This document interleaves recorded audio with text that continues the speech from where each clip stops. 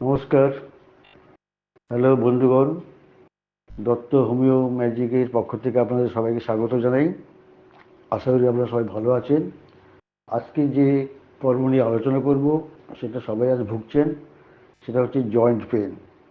ঘাড় থেকে গড়ালি পর্যন্ত বিভিন্ন সন্ধিতে বিভিন্ন কারণে ব্যথা হয়, বিভিন্ন কারণে ক্ষয় হয়ে যায়।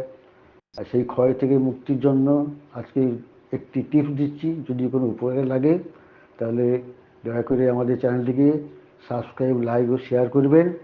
এবারে আসল আলোচনায় আসি।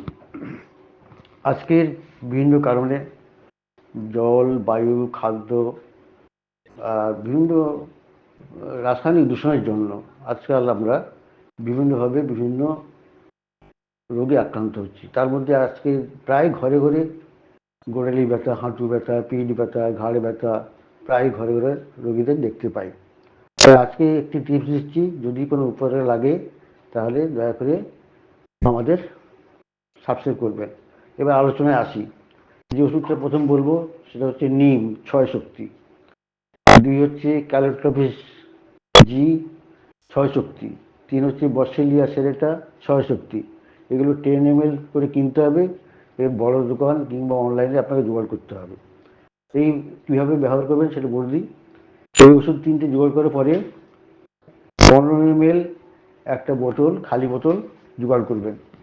তাতে করে 40 নম্বর গ্লুকোজ ভরতে হবে এবং প্রতি ওষুধ থেকে 5 ফোঁটা করে ওষুধ নিতে হবে। অর্থাৎ নিম, ক্যালোট্রপিস আর বসেলিয়া এই 6 শক্তির 3টে বোতল থেকে 5 ফোঁটা করে মোট 15 ফোঁটা খরচ করতে হবে।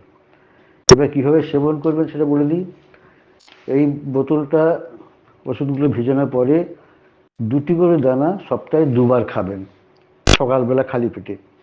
এইভাবে 1 মাস সেবন করুন। সেবন করার পরে যদি কোনো অসুবিধা বোধ না করেন তাহলে মাসে মাসে এইভাবে প্রতি সপ্তাহে খেতে হবে। আর তার সাথে সাথে আর কিছু নিয়ম পালন করতে হবে। সেগুলো হচ্ছে খাদ্যাভ্যাস। স্বাভাবিক সহজ পাত্র খাবার খেতে হবে। বেশি উগ্র মশলাযুক্ত খাবার বা লাল মাংস বা খাসি মাংস অ্যাভয়েড করতে হবে, যাতে করে আপনার শরীরে ইউরিক অ্যাসিডের মাত্রা ঠিক থাকে। আর তার সাথে সাথে আপনাকে একটু হাঁটাচলা করতে হবে, ডেলি অন্তত আধ ঘন্টা সকাল বা সন্ধ্যা হোক হাঁটতে হবে। আর 2 থেকে 3 লিটার জল পান করতে হবে। আর সবুজ শাকসবজি, ফলমূল তো খেতেই হবে, এগুলো তো আর সঙ্গে রাখতেই হবে আপনার খাদ্যাভ্যাসে। যতটা সম্ভব স্ট্রেস মুক্ত থাকতে হবে। এবারে এই টিপসটা যদি আপনার কোনো উপকারে লাগে তাহলে দয়া করে আমাদের একটু সাবস্ক্রাইব করবেন। সবাই ভালো থাকুন। নমস্কার, ধন্যবাদ।